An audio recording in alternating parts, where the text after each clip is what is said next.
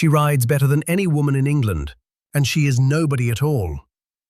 That was what young Lord Hartington wrote to his brother in the spring of 1861, after a single afternoon on Rotten Row. He was the heir to the richest dukedom in the country.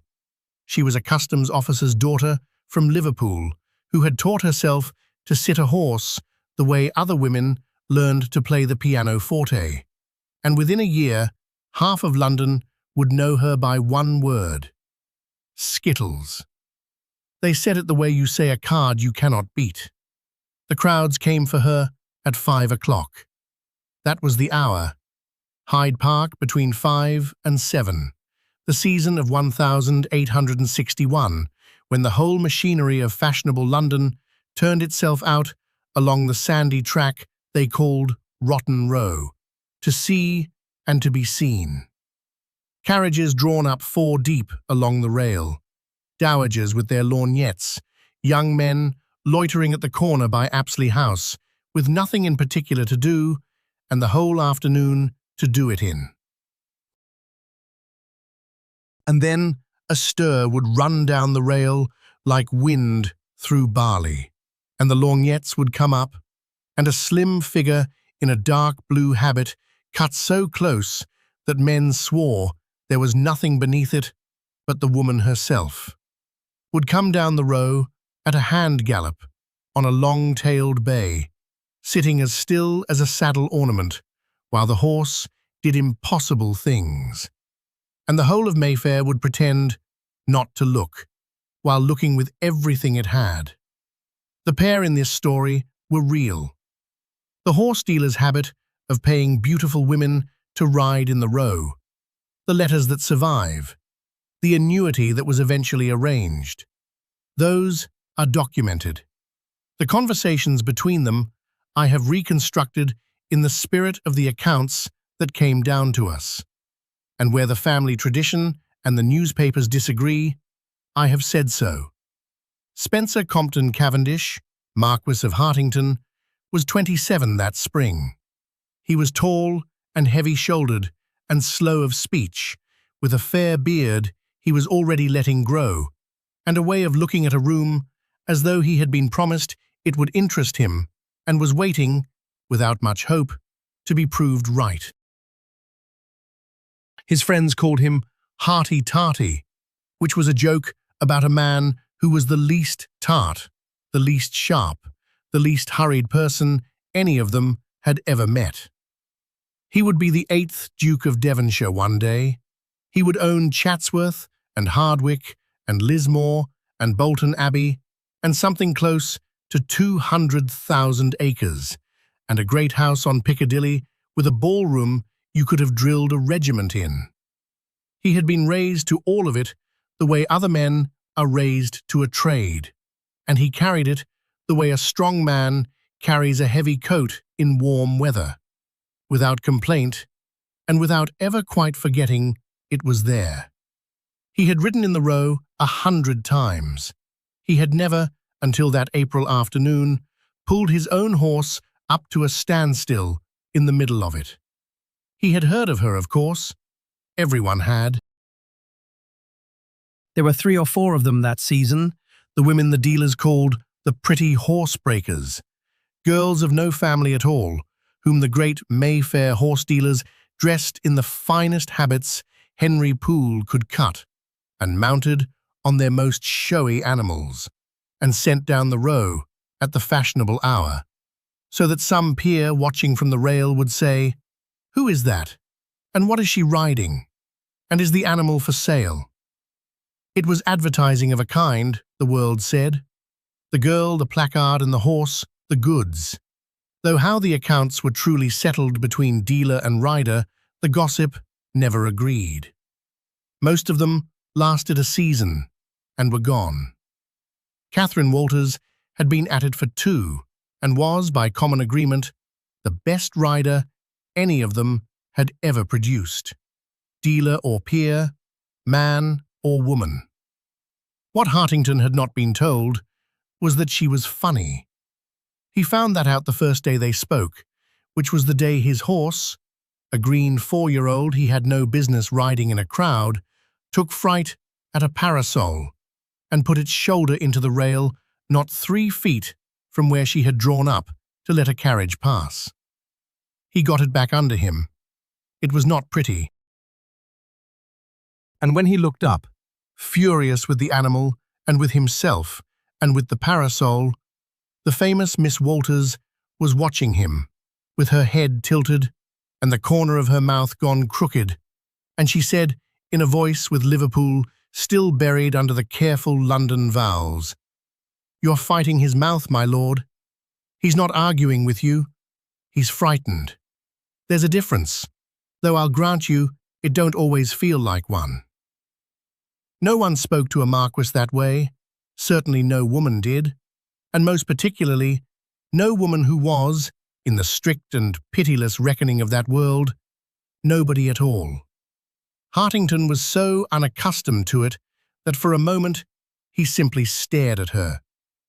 "He's a fool," he said at last, "of the horse." "He's young," she said. "It's not the same thing, though I'll grant you that don't always feel like one either." And she gathered her reins and was gone down the row before he had decided whether he had been insulted. He thought about it through dinner. He thought about it, to his own considerable surprise, the next morning. And the following afternoon, at 5 o'clock, when the stir ran down the rail and the lorgnettes came up, the Marquis of Hartington was sitting his quietest horse at the corner by Apsley House, waiting, like a boy at a fair, to see whether she would come. She came. She wore the dark blue that day. The blue Poole had cut for her, with a high, tight collar and a little veiled hat set forward over her chestnut hair, which she wore pinned up hard, the way a woman wears it who means to do something with her head besides be looked at. She rode a bay called Sultan, that belonged to a dealer named Tilbury, who stood at the rail with the look of a man watching his shop window walk down the street. And she saw Hartington waiting, and she knew exactly what he was, because the dealers had told her to the acre and to the pound the day she first put on the habit. And she did not look pleased, and she did not look frightened. She looked, if anything, tired. "You came back," she said, drawing Sultan down to a walk beside him. "I wanted to apologize. For the horse. The horse never insulted me, my lord."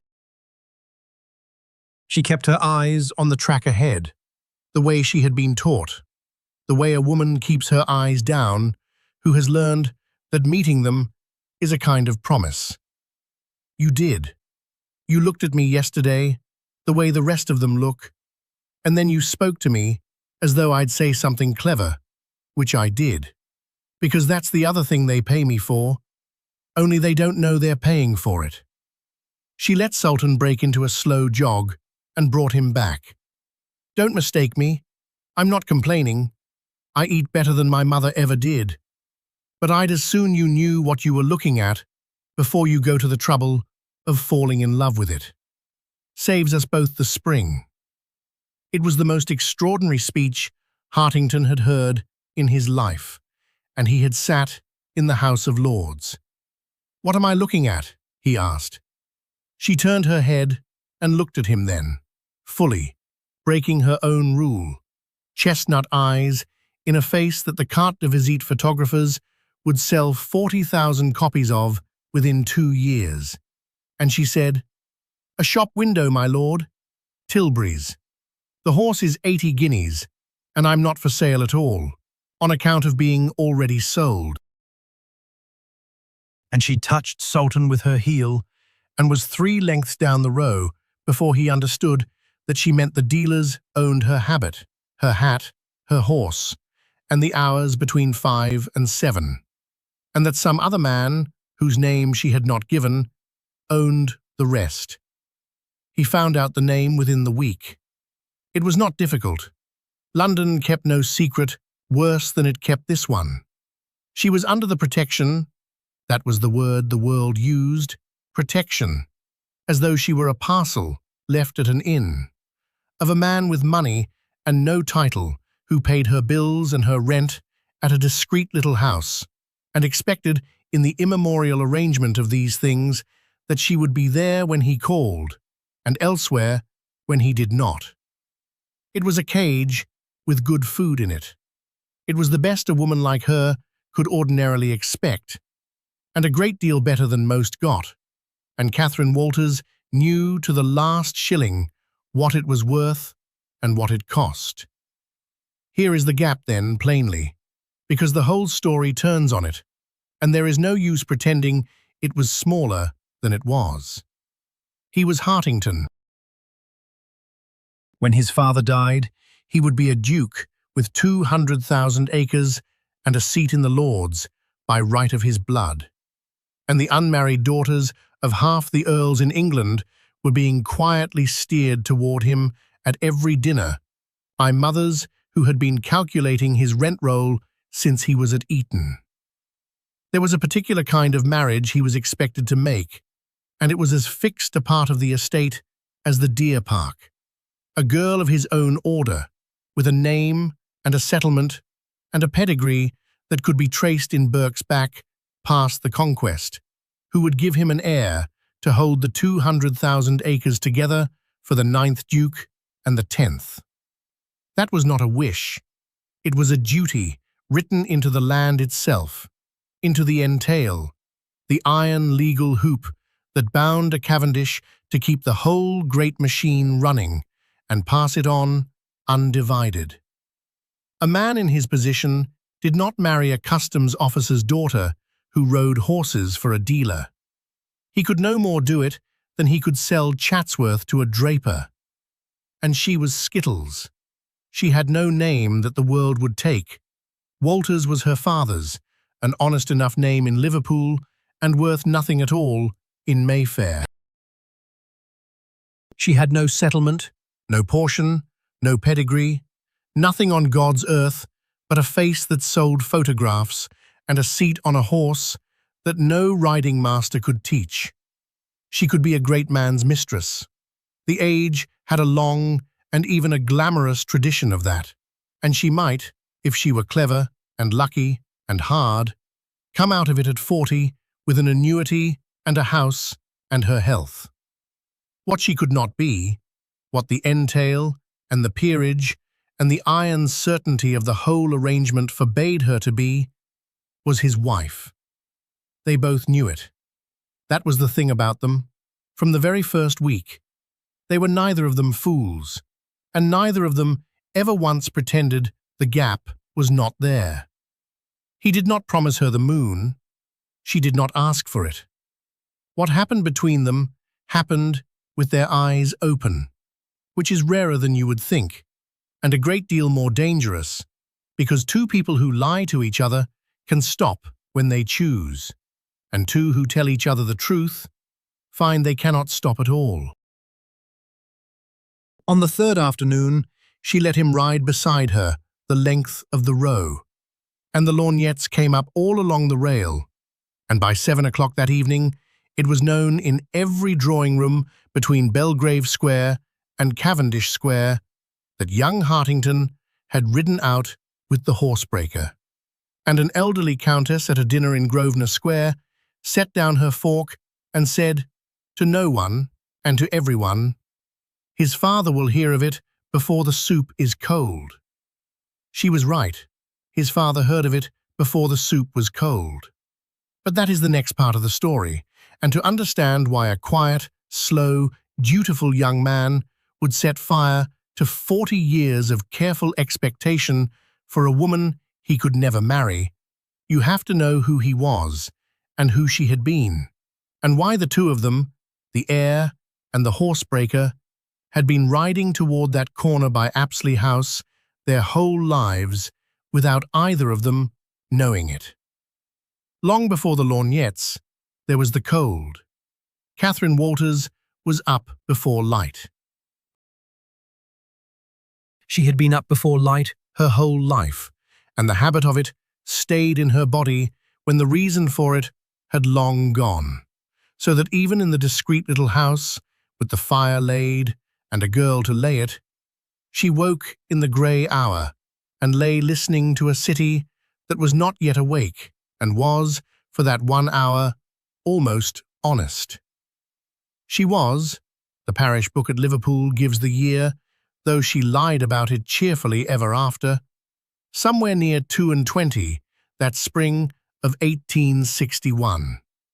She had been born in a narrow house off the Toxteth Dock Road, the daughter of a customs officer named Edward Walters, a man who counted other men's barrels for a living and drank a fair share of what he counted, and a mother who bore a great many children and buried several, and was tired, Catherine always said, from the day she married until the day she died. There were no horses in Toxteth. That was the part the gentlemen at the rail could never get over, once they learned it. Where in God's name had she learned to ride? The truth was ordinary, and she never bothered to dress it up. An uncle had a yard near Birkenhead, and broke ponies for the colliery, and a child who was in the way and quick on her feet and afraid of nothing got put up on the rough ones because she weighed nothing, and because, the uncle said, she had hands. That was the word in the trade, hands. You either had them or you spent your life pretending, and most men spent their lives pretending. She had them. By 12, she could sit anything in the yard. By 15, she understood, with the cold clarity of a girl who has counted the loaves on the table, that the only thing she owned in the whole world that the world wanted was the way she sat a horse and the way she looked doing it, and that both of those were spending coins, the kind you cannot save, the kind that are worth most the day you are youngest, and worth a little less every morning after. So she had spent them. There is no kinder word, and she would not have wanted one. She came to London the way clever, penniless girls had come to London for 300 years, and she found the one door that was open to her, and she went through it with her eyes open and her chin up, and she did not look back at the Dock Road, because looking back, she said once, is a thing you do with your feet stuck. What the gentleman never understood, what I think even Hartington did not understand for a long while, was how lonely the shop window is. The whole of London looked at her, and not one person in it knew her name before Walters, the name her mother had called her by, which she kept locked away and gave to nobody. They cheered her in the Row. They bought her likeness by the thousand and propped it on their mantelpieces beside the Queen and the Prince Consort.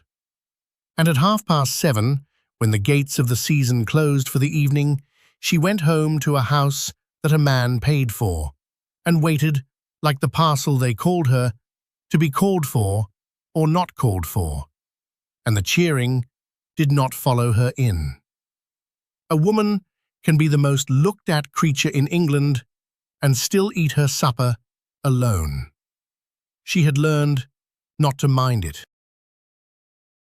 Learning not to mind a thing is not the same as not minding it, though I will grant you it does not always feel like a difference. That was who she was then, the morning Hartington's letter came. Now the man. Spencer Compton Cavendish had been born to 200,000 acres and had never, not once in 27 years, been asked what he wanted. It is a strange kind of poverty, and almost no one feels sorry for it, and he would have been the first to say, no one should. But it had shaped him as surely as the Dock Road had shaped her, into a man who was slow because he had never had to be quick, and quiet because his every want had been anticipated before he could form the words for it, and bored. That was the thing his friends saw, and his family did not. Bored to the very marrow of his bones, with a life that had been laid out for him before he was breeched, end to end, like a length of cloth on a counter. This much for Cambridge and this much for the grand tour, and this much for the house, and this much, when the time came, for the right wife. His father, the 7th Duke, was a good man and a cold one, a widower who had loved his wife and lost her, and closed the door on the part of himself that could be hurt that way again, and who ran the great machine of the estate with the conscience of an archbishop and the warmth of a ledger. He had decided long since the shape of his son's life, and he had decided it kindly, the way you decide kindly what a child shall eat. There would be a marriage. There was, that very season, a particular young woman in view, the daughter of an earl, well-bred, well-dowered, perfectly pleasant, with a pedigree that ran back to a man who had come over with the Conqueror and done something useful at Hastings. The 7th Duke had as good as settled it. He had not thought it necessary to mention it to his son in any detail, because it had not occurred to him ever that his son might have views. His son had views. His son that spring had ridden his green 4-year-old into the rail beside a woman who had told him to his face that he was fighting the horse's mouth, and had discovered, with the slow astonishment of a man finding a window in a wall he had thought was solid all the way round, that there was a kind of conversation he had never once had in 27 years. Not flattery, not the careful, calibrated talk of people who knew exactly what he would be worth one day to the last acre. The truth, said plainly, by someone who had nothing to gain and was not afraid of him. He had not known how starved he was for it until he tasted it. That is the most dangerous hunger there is, and the 7th Duke, for all his ledger-cold wisdom, never saw it coming, because it had never once occurred to him that a Cavendish could be starving in the middle of 200,000 acres. The letter came on a Tuesday. She read it twice. It was not, she would say long afterward, to the one young man she ever told the whole of it to, a love letter, or not the kind the photographer's customers imagined. It was 4 lines in a heavy, square, unhurried hand, asking whether she would do him the honor of riding out with him on Thursday and remain afterward to take a chop and a glass of wine, and tell him plainly, he had underlined plainly, whether there was any sense at all in his coming to the Row a 3rd time. He had given her, in other words, exactly the choice she had given him, the dignity of the truth. She sat with it a long while in the grey hour before the fire was lit. She knew what it was. She was not a girl, whatever the photograph said. She was a working woman of 22 who had read this particular ledger before and knew every line of it. A great man takes up a horsebreaker for a season. It is a thing that happens. It happens often enough to have its own rules, like a game of cards.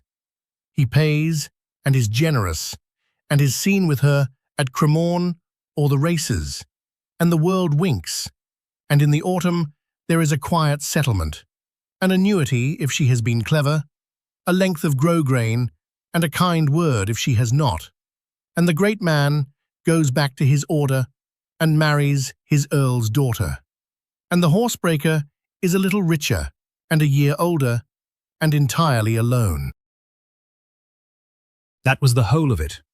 That was the best of it. She had watched it happen to 2 girls she knew, and the better managed of the 2 had come out with 300 a year and a house in Brighton, and called herself fortunate. And she was fortunate by the reckoning of that world.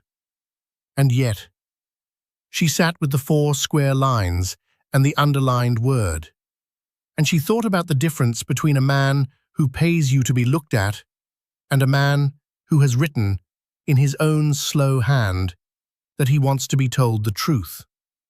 It was not much of a difference. It was, she thought, probably no difference at all. and she would be a fool of the particular kind that ends in the river or the workhouse to mistake the one for the other. The clock was already running on her. She knew that better than anyone alive. Every morning, in the grey hour, she was worth a fraction less than the morning before. And the only sane thing in the whole world for a woman in her position was to take the surest annuity she could get from the surest man who offered it, and to take it before the photographs stopped selling. A duke's heir was not the surest man. A duke's heir was the worst possible bet, the highest stakes and the longest odds, a man whose family would fight her with 2 centuries of lawyers and an entail like a fortress wall. A man who could promise her nothing on paper and whose love, if it was love, was the one commodity in England that could not be turned into a house in Brighton or a single shilling of safety. To say yes to Thursday was to put her whole spending capital, her face and her years, and her hard, small store of sense, on a horse that everyone who knew the form would tell her was certain to lose. She wrote back 2 lines. The young man she later told the story to had seen the copy she kept and swore the wording was this, or close to it. Thursday then, my lord, but I warn you, I tell the truth even when it costs, and it generally costs me more than it costs the gentleman. Bring an appetite. The chops here are good. She sealed it. She gave it to the girl to carry. And then she sat for a while longer in front of the cold grate, a woman who had just done the single most reckless thing of a careful life, and who knew it, and who had done it anyway. Not because she believed the long odds would come in, for she was far too clever to believe that, but because somewhere, under the careful counting of loaves and years and shillings, there was a girl from the Dock Road who had spent her whole life being looked at and had never once, not in all the cheering, been asked to tell the truth by a man who actually wished to hear it. And that girl wanted Thursday. That girl was going to cost them both very dear.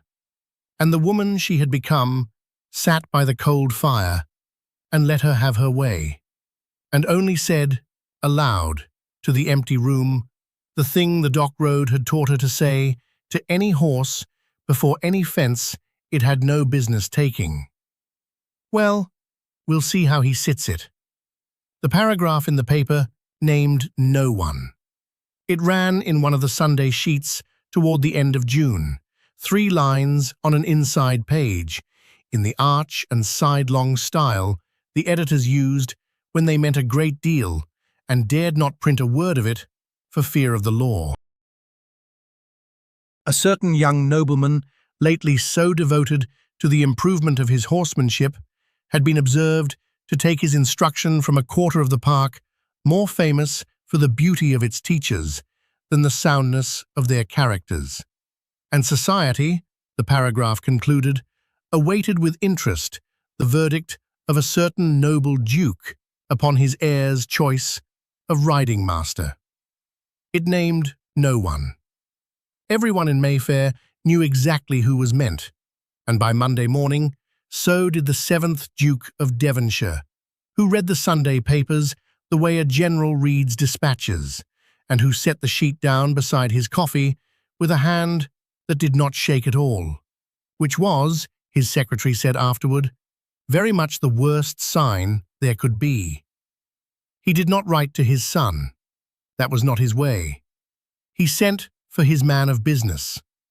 The man of business was a Mr. Curry.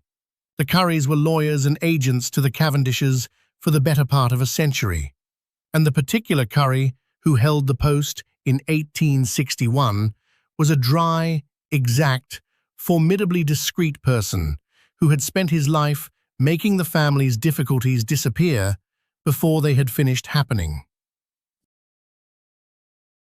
By family tradition, the Duke gave him his instructions in a single sentence and left the manner of it entirely to him.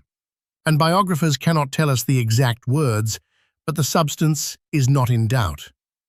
The thing was to be ended, quietly, before it reached the clubs, in any form that could not be smiled away. And the woman was to be dealt with as such women were dealt with, that is to say, paid. So it was Mr. Curry, and not the Duke, and not the son, who called one wet July afternoon at the discreet little house, and was shown into the small front parlour, and sat with his hat on his knee opposite Catherine Walters, and named a figure. She had been expecting him. Not him exactly. She had thought it would be a relative, an uncle perhaps, some red-faced colonel sent to bluster. But she had known from the morning the paragraph appeared that someone would come, because she knew the rules of the game better than the people who had made them. She received him in a plain, dark gown, with her hair pinned hard and her hands folded, and she let him talk, and she watched him the way she watched a horse she had not ridden yet, to learn its mouth. He was very civil. That was the worst of it, she said, long after.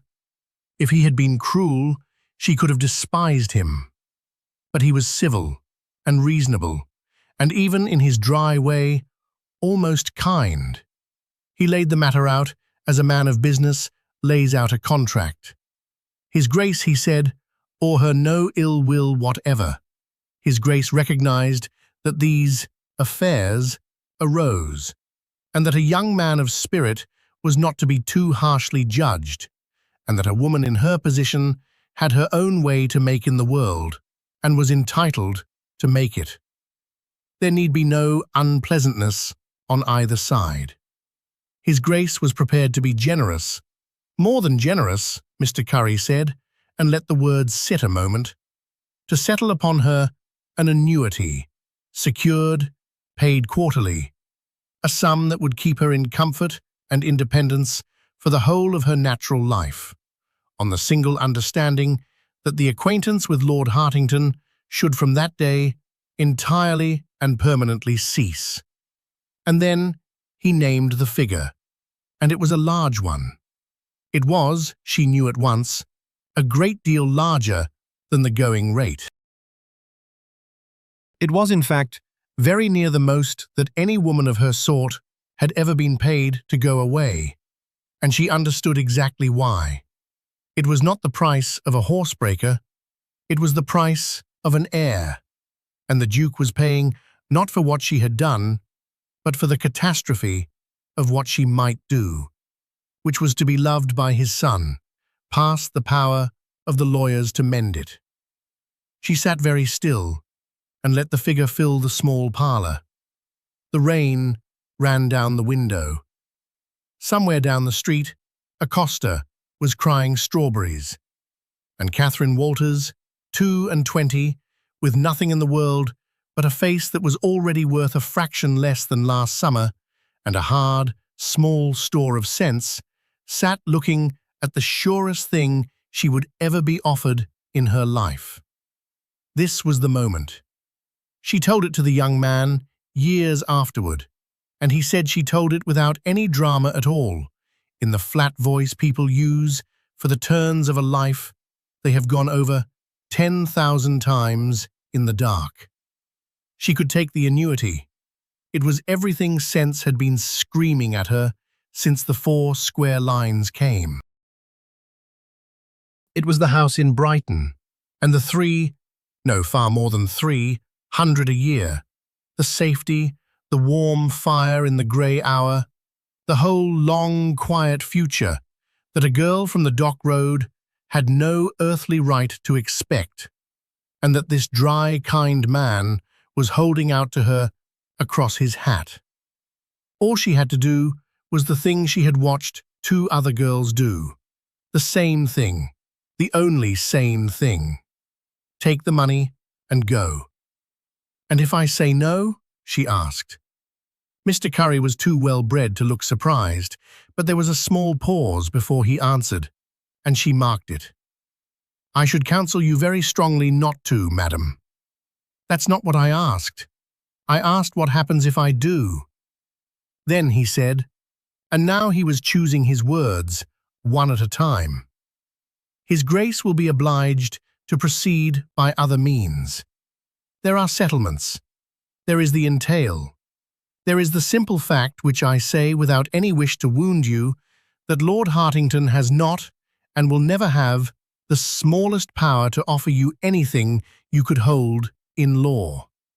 Whatever passes between you, madam, passes entirely at his family's sufferance, and can be ended by his family at any moment they choose.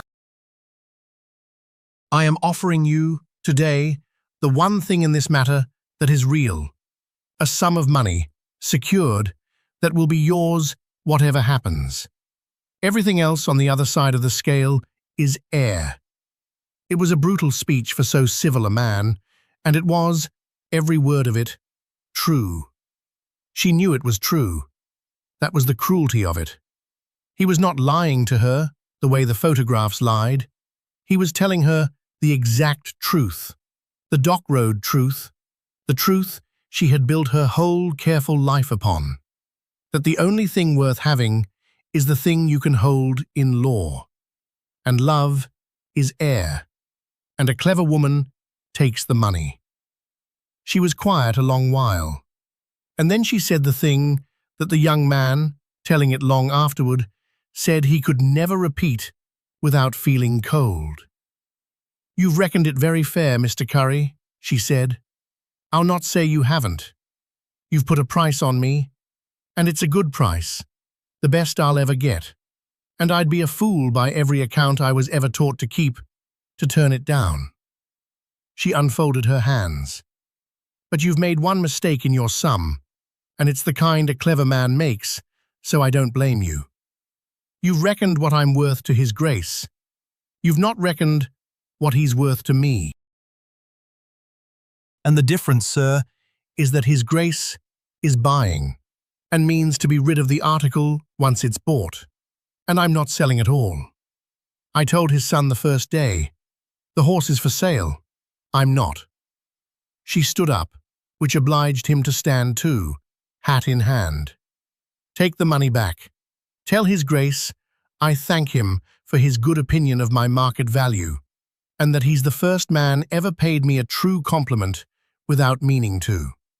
And tell him this, plain, because he'll understand it, though you mayn't. I'll not cost his son his acres. I know what the land is.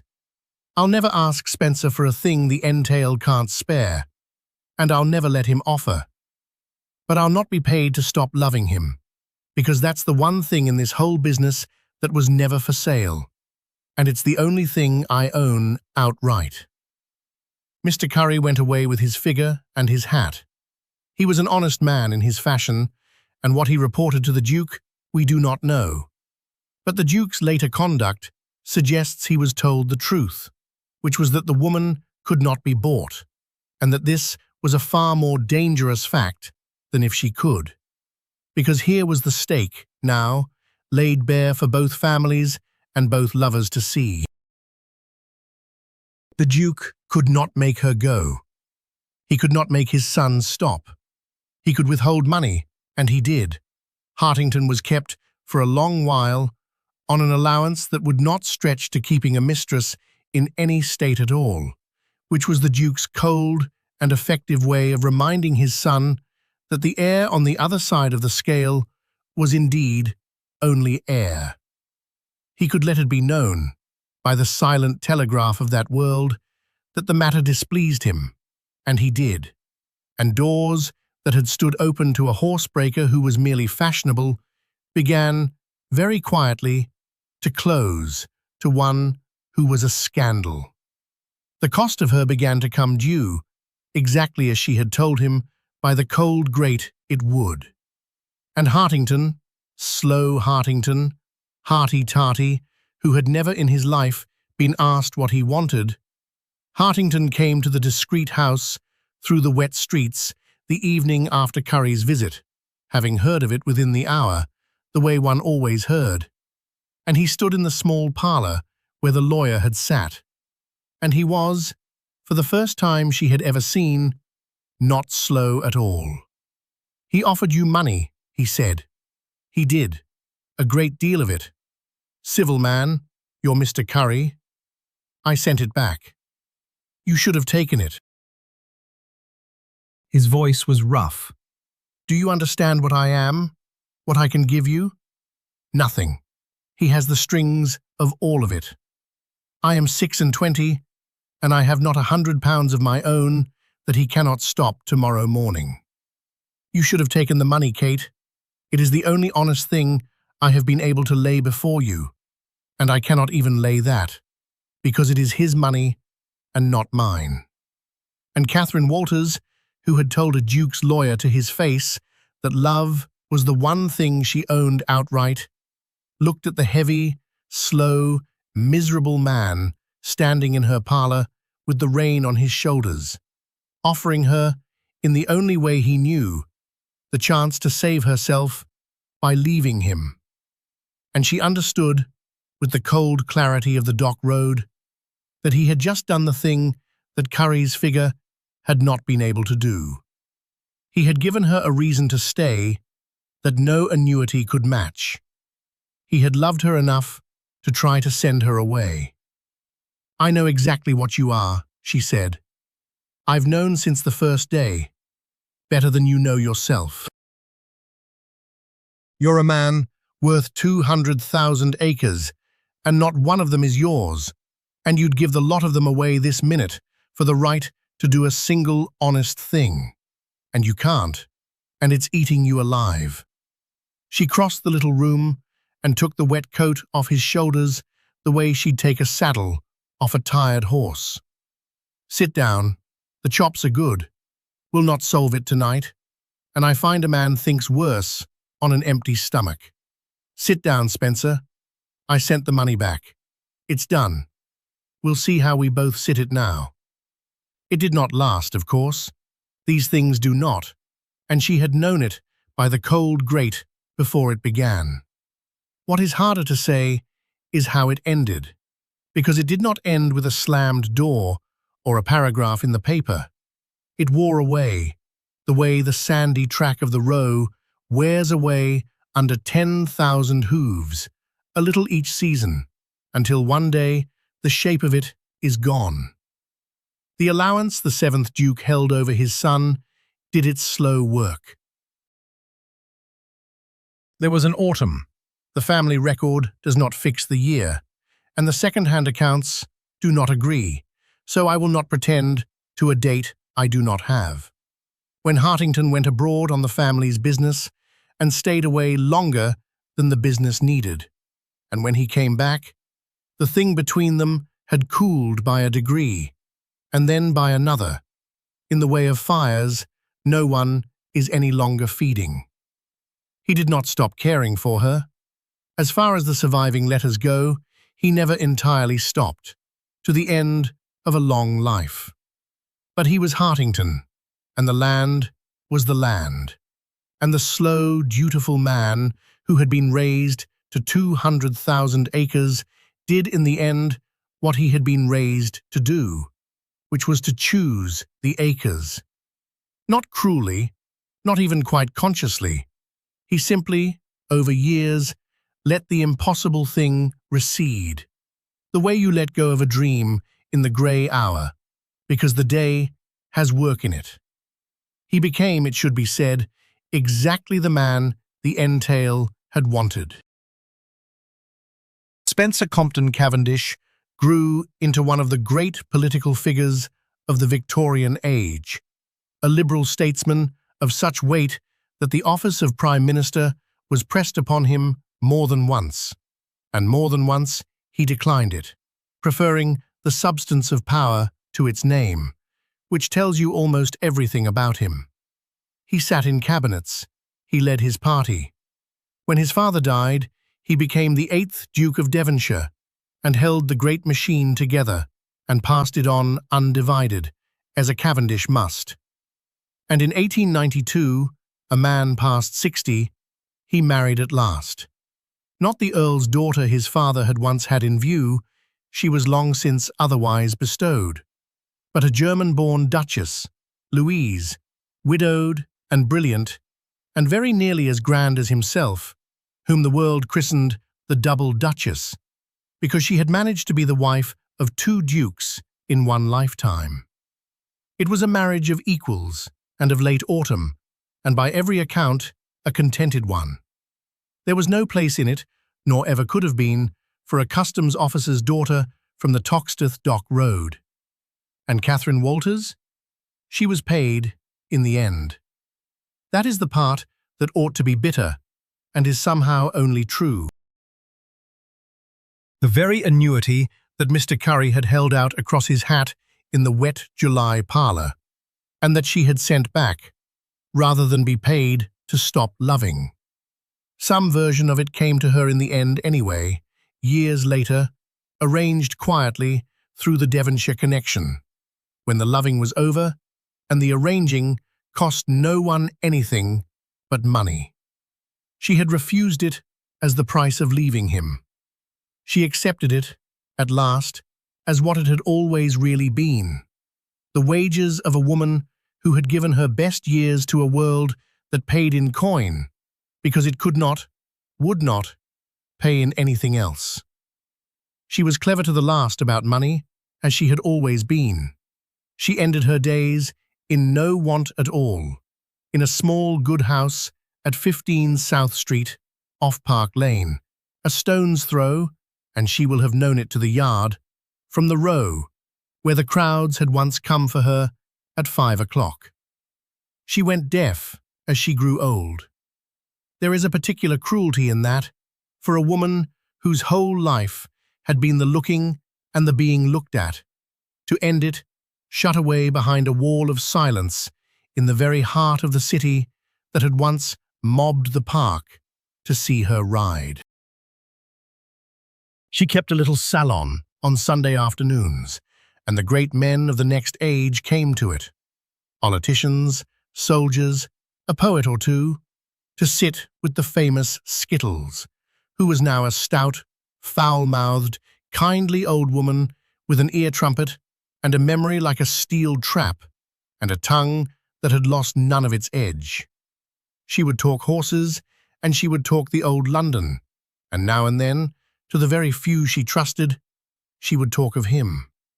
One of those few was a young poet and diplomat named Wilfrid Scowen Blunt, who had loved her himself when he was young and she was not, and who stayed her friend to the end, and who wrote her down,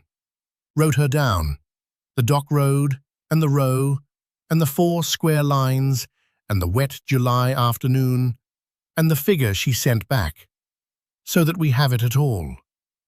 It is from Blunt, and from her own kept letters, that the wording of this story comes, polished, no doubt, here and there, by the affection of a man recalling a woman he had loved, but true, I think, in the part that matters.